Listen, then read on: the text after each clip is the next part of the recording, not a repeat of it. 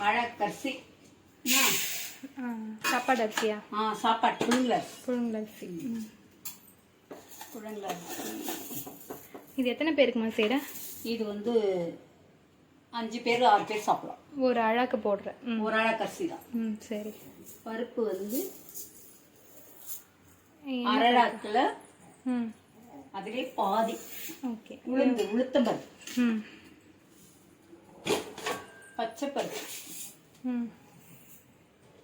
முக்காழாக்கு, அரளாக்கில் முக்காழாக்கு,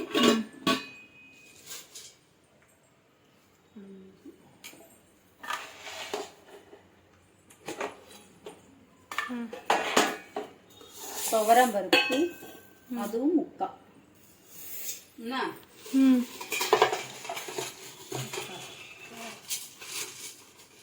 கடலைப்பருப்பு அரளாக்கு பொடி போட்டுட்டேன். ஆழாக்கு கடலைப்பருப்பு மட்டும் ஆழாக்கு ஈக்குவலாக போடணும். ஆமாம். கடலைப்பருப்பு அதிகமாக போடணும். அதான் அரிசிக்கு மாதிரி. அரிசி எவ்வளோ அரிசியோ அவ்வளோ பருப்பு போடணும்.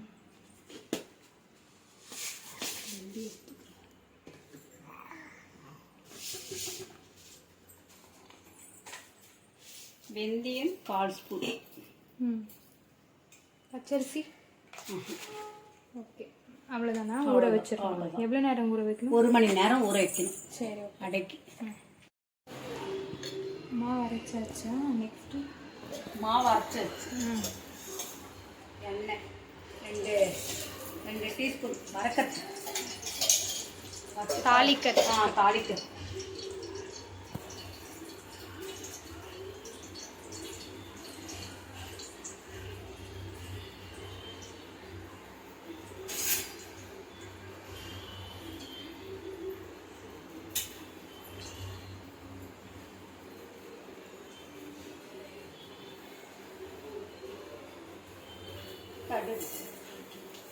கடுகு கொஞ்சோன்னு,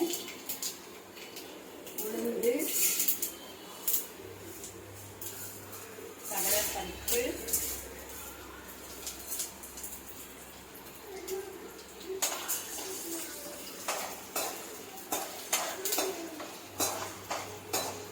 சத்தமாக பேசணுமா? போதும்.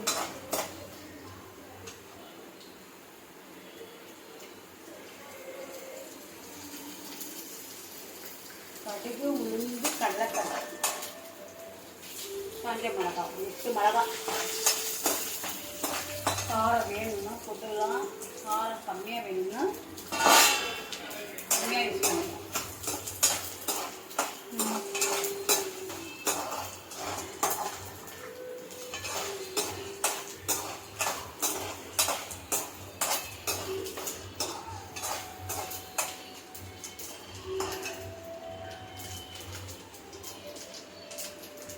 வெங்காயம்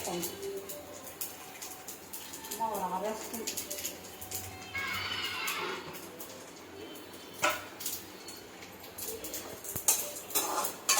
அரை டீஸ்பூன் பெருங்காயத்தூள், கருவேப்பிலை.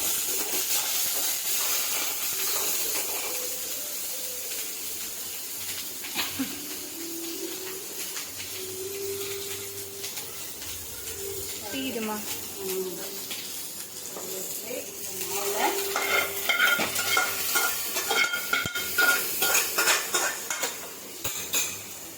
அப்புறம் அதில் தேங்காய் போட்டுருணுமா? தேங்காய் இதில் 1 முடி தேங்காய், சின்ன தேங்காய் 1 முடி துருவி போட்டுக்கணும். ஆமாம், துருவி தான் போடணும். துருவி போட்டால் தான் டேஸ்ட் இருக்கும். அரைச்சி போட்டால் டேஸ்ட் இருக்காது. துருவினா தான் டேஸ்ட். சால்ட்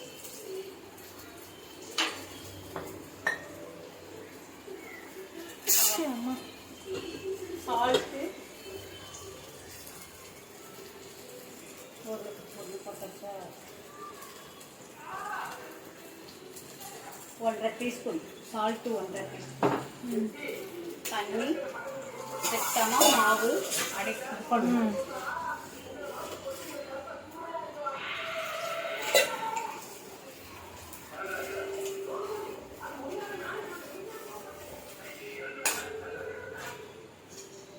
எண்ணெய் கடாயில் எண்ணெய் கடாயில் நல்லா 2 டீஸ்பூன் எண்ணெயை ஊற்றிடும்.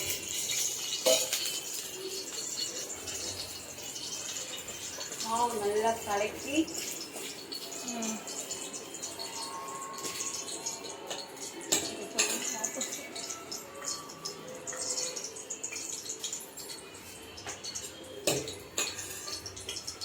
ஒரு 1/4 டீஸ்பூன் ஆப்ப சோடா போடணும். அப்போதான் அடை நல்லா இருக்கும். 1/4 ஸ்பூன் ஆப்ப சோடா.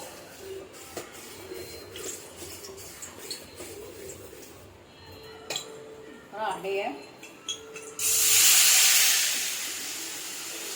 மெலிசாக வேணும். கொஞ்சம் மாவு கம்மியாக ஊற்றணும். கனமாக வேணும்னா நிறைய மாவு ஊற்றி நல்லா அடைய வேகணும். இந்த தண்டவாள கடாய் இல்லாமல் இருக்கு. அவ்வளோதான். கொஞ்சம் மூடியை வச்சு ஒரு 10 நிமிஷம் கழித்து திருப்பணும். அவ்வளோதான்.